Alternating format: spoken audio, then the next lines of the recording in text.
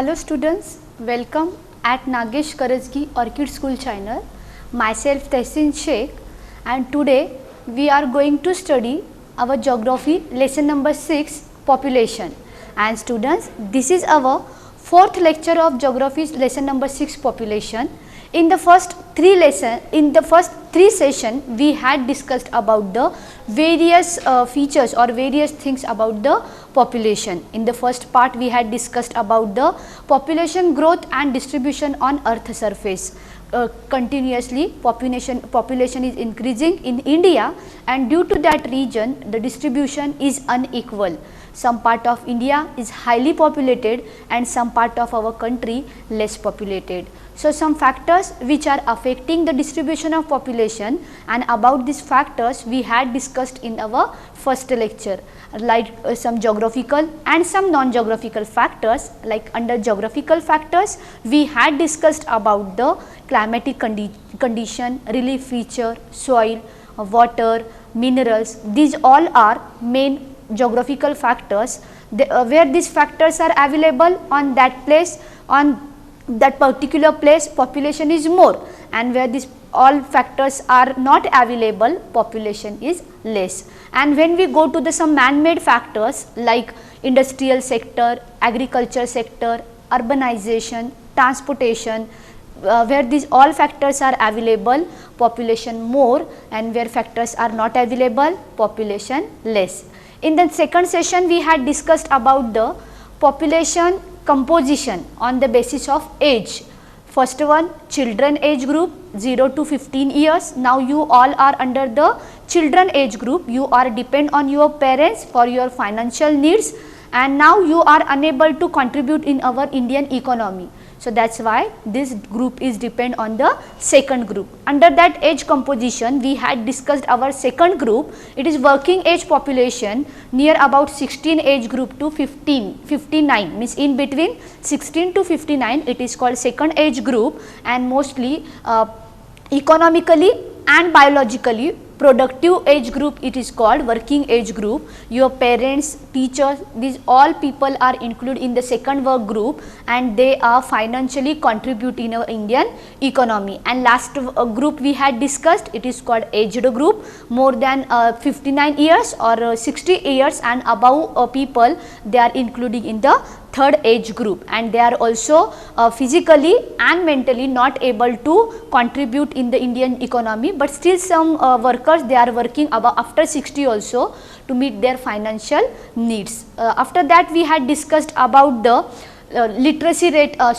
sex ratio in India. Now how we decide the sex ratio? So the number of females per 1000 male, it is called sex ratio in India, and the Kerala is highest sex ratio near about 1084 females are there behind 1000 male, and the lowest sex ratio is found in the Punjab and Haryana. Some social and some financial reasons are responsible for the sex ratio in India. And when we observe in the other countries like European country, American country, Australia, status of female is very high compared to Indian country, and due to that their female population is more. So students, today we are going to study our next point, that is literacy rate.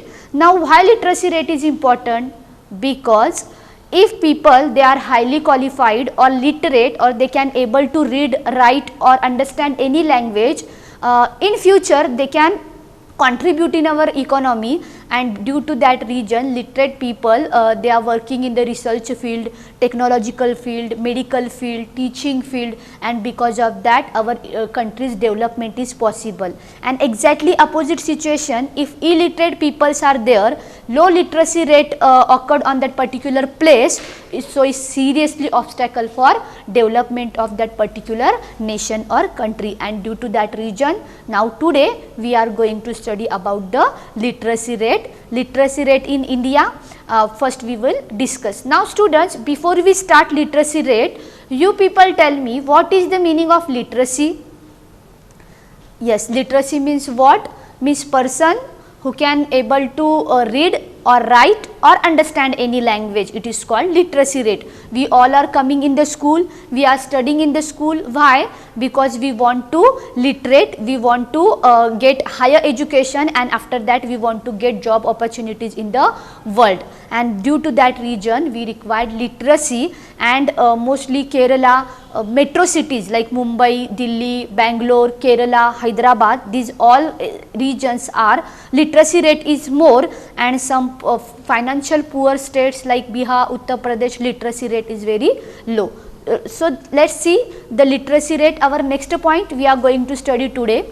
See in the textbook, open the page number 59 in your textbook and hold pencil in your hand. In between I will tell you the important words and the meaning of important word. So on the page number 59, literacy rate. Literacy is very important quality of a population. Obviously only an informed and educated citizen can make intelligent choices and undertake research and development projects. See, nowadays we are, it's very common, American countries or European country, Australian country, they having very highly educated people, and due to that region in the field of technology, agricultural sector, they are using modern machineries. In the field of science, aeronautics, they are highly qualified, and due to that region they contribute more in their economical development, and these countries are developed countries. But when we come to our India, some African countries, they are not literate, means the literacy rate is very low, and due to and because of that our most of the people, they are engaged in agriculture or some primary activities, and this reason is responsible for obstacle for economical development. So let's see the second point what they want to say.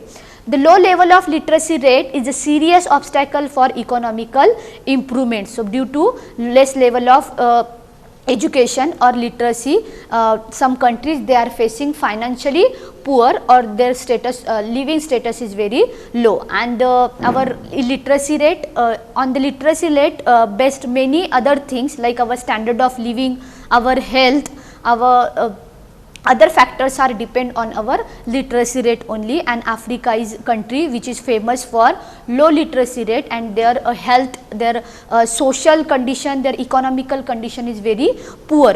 See here students, now next point we are going to study about the definition of literacy rate. Underline the word. According to the census 2011, a person aged 7 years and above who can read and write with understanding in any language is treated as literate.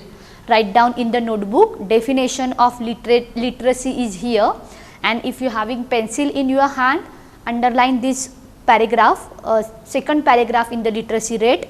According to the census 2011, definition of literate means what? A person aged 7 years and above. Why 7 years? Now because after your third and fourth year you started to go to the school like nursery school, upper KG, lower KG, after that first standard, second standard. So in the 7th year most of the students they are studying in the second standard, and they are able to read and write, and they understood the any one language.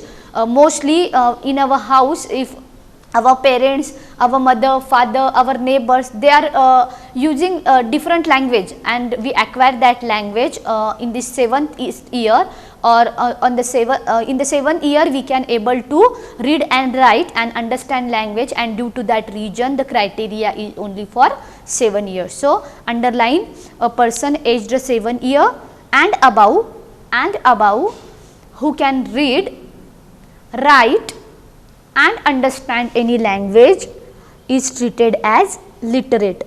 Okay. Now see the next paragraph. There has been a steady improvement in the literacy level in India. Before at the time of our independence, we got freedom in 1947. Our literacy rate was very low, but nowadays all people they know the importance of education, and because of that not only male, females are also getting higher education in their own field, medical, engineering, technology, science, research, teaching. These all fields are having in the all fields Indian males or Indian females, they are getting higher education, and due to that our Indian literacy rate is start to improve. The literacy rate in the country as per the census of 2011 is 73%. Students underline, nowadays in 2011 census our literacy rate is 73%. The census of 2011 is 73%. 80.9% males are literate and 64.6% females are literate. See students, compared to male literacy rate, female literacy rate is low, because in the village area, most of the backward area, nowadays also females they are only in home, they are not going outside in the school, and due to that reason compared to males, female literacy ratio is very less. And some other reasons like less facilities of education in the village, no transportation facilities, these all things are also affecting the literacy rate in India. Why do such differences exist? So see, what are the differences? Females are less educated, females literacy rate is less, and males literacy rate is high. Now why? Because of social reasons. In the socially also, when we go outside, their parents, they are focusing more to the male education compared to female. So this is our social thinking. Next important thing, the situation of surrounding area. Nowadays we are observing the girls are not safe in the outside, and because of that also many girls, they are not going to the school and attending the school, and these all reasons are responsible for low literacy rate of the females in India. Now next point, we are going to study about the occupational structure. So before the start occupational structure, we have to learn what is the meaning of occupation. See students, when you observe in your surrounding area, many people, they are involving in different type of activities.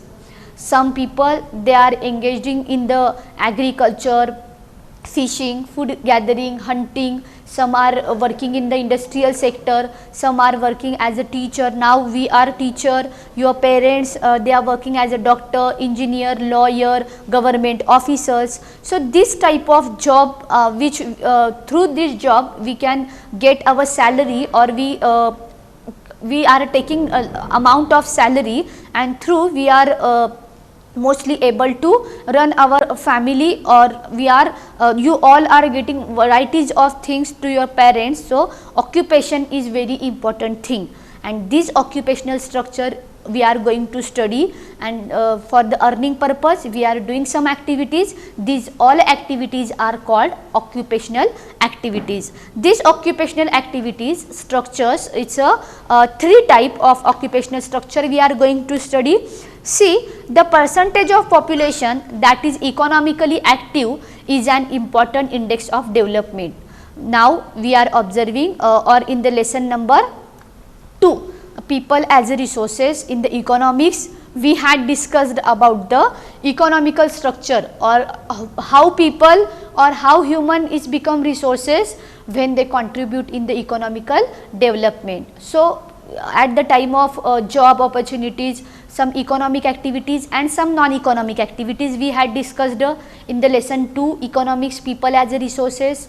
Your mother, she is doing household work in the house, she is washing your clothes, she is taking your tuition, she is mostly making varieties of food in the house. These all things are under non-economic activities. You are not paying amount to your mother for this all household work. But when your mother, she is going outside and she is doing some work like teaching, like some other works, at that time that particular organization paid amount to your mother, so it is called economic activity. So when we are doing economic activities, we contribute in the economical development, and due to that this occupation structure is very important. So students, on the page number 59, we are studying about the occupational structure. The percentage of population that is economically active is an important index of development. The distribution of the population according to different type of occupation is referred to as occupational structure. See the definition. Write down in the notebook and underline here in the textbook the distribution of the population according to the different type of occupation is referred to as occupational structure. Now, different type of occupation means what? Yes, just I have given some example to you people. कौन बताएगा? Yes, you tell. Very good. Teaching, lawyer, doctor, medical, sometimes some sweepers are here, some government officers. These all activities are called varieties of different type of occupation, and it is called occupational structure. And enormous variety of occupations are found in any country. Occupations are generally classified primary, secondary and tertiary. Now, students underline this word, the occupational structure classified primary, secondary and tertiary occupation.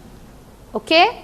Now, see on the next page, open page number 60 in the textbook. Okay. Now, first one we will discuss about the primary activities. Primary activities means what, students? Already we had learned in the 8th standard, in the 7th standard. Yes, who is going to tell? Okay. So, very good. Primary activities means all activities which we are extracting from nature or which are depend on the nature. Like primary activities, some example I will tell you: agriculture, food gathering, mining, then next one these all activities, fishing activity, forestry, animal husbandry, quarrying, these all activities are under primary activity. And when we produce the material in the primary activity, some other people they are using this all material as a raw material in the another sector. So, in the primary activity we are growing crops in the farm, it is called agriculture. Through fishing we are collecting lots of fish for commercial purpose, and the fisherman they sold their fish in the market and they earn money. So, it is called primary activity. In the mining activity also, minerals we are using at our home, in the industrial sector.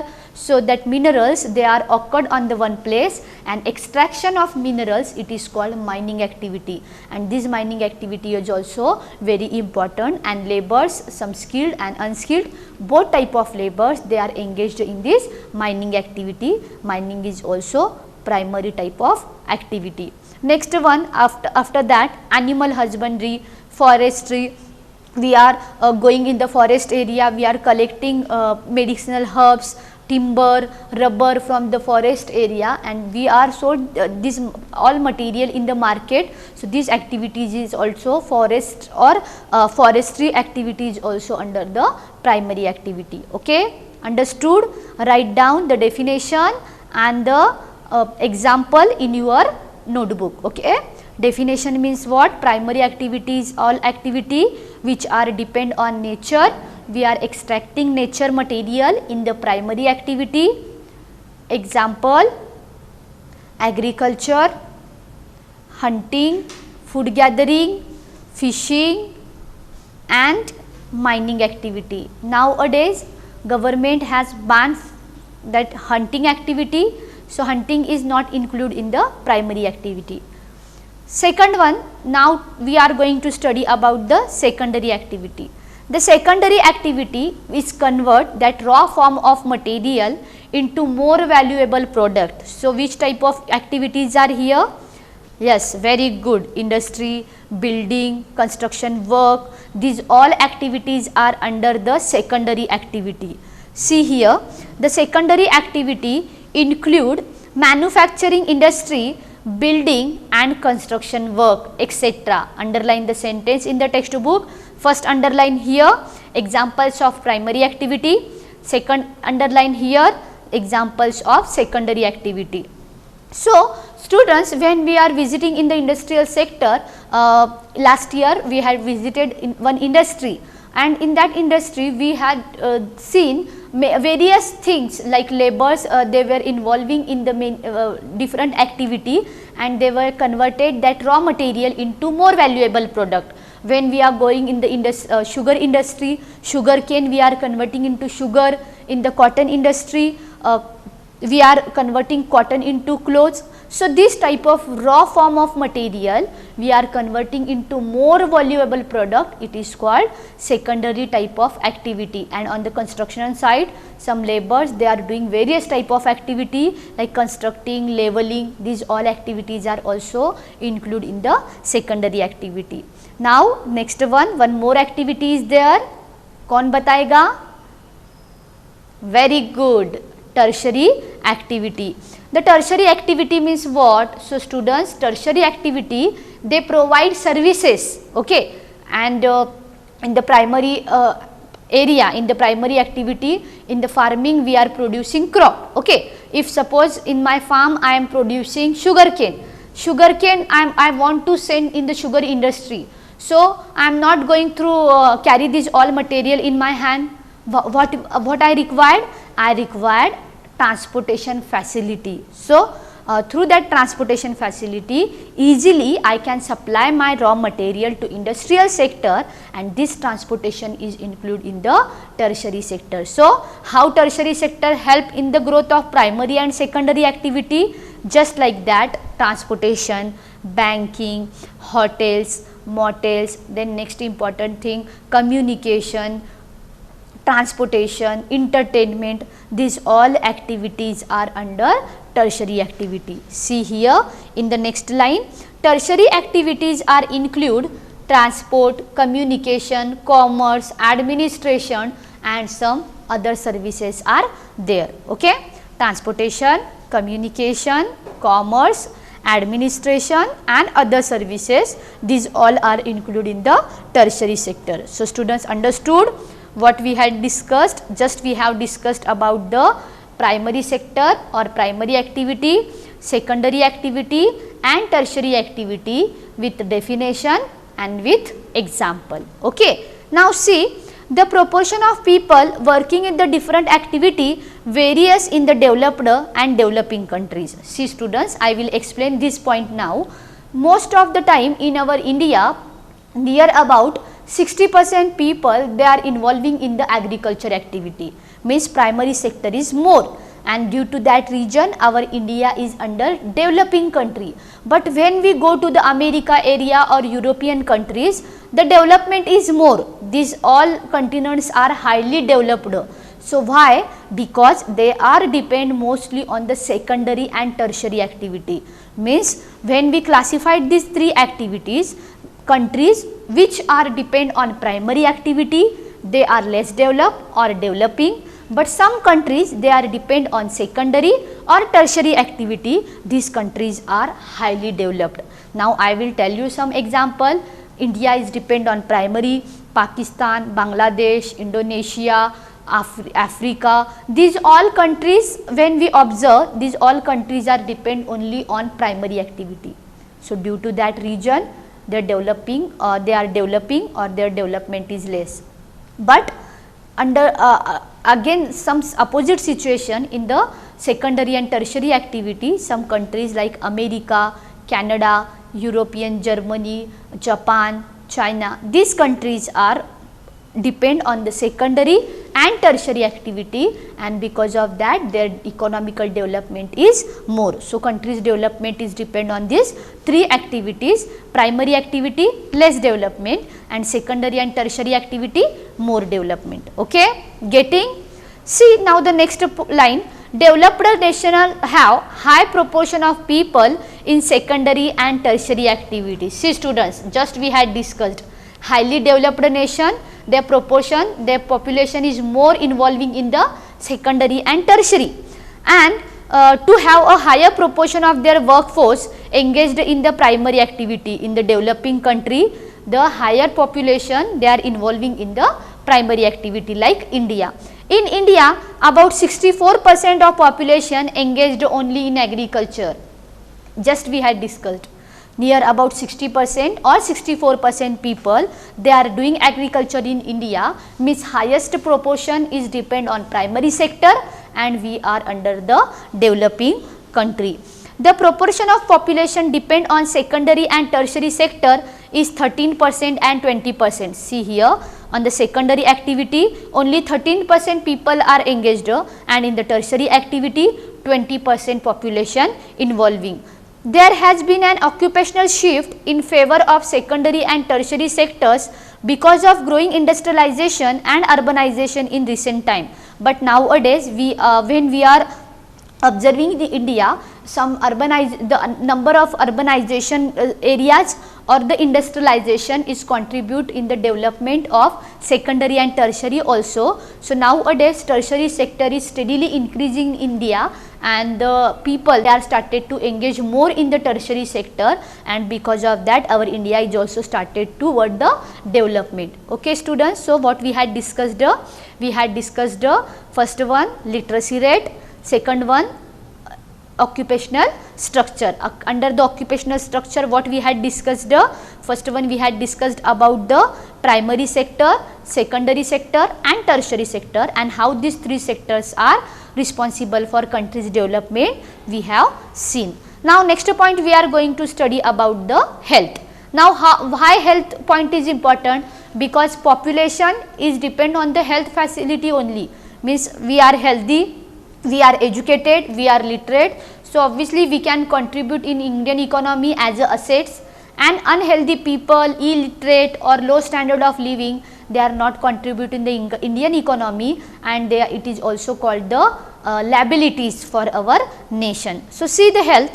Health is an important component of population composition which affect the process of development. Sustained effort of government program have registered significant improvement in the health condition of the Indian population.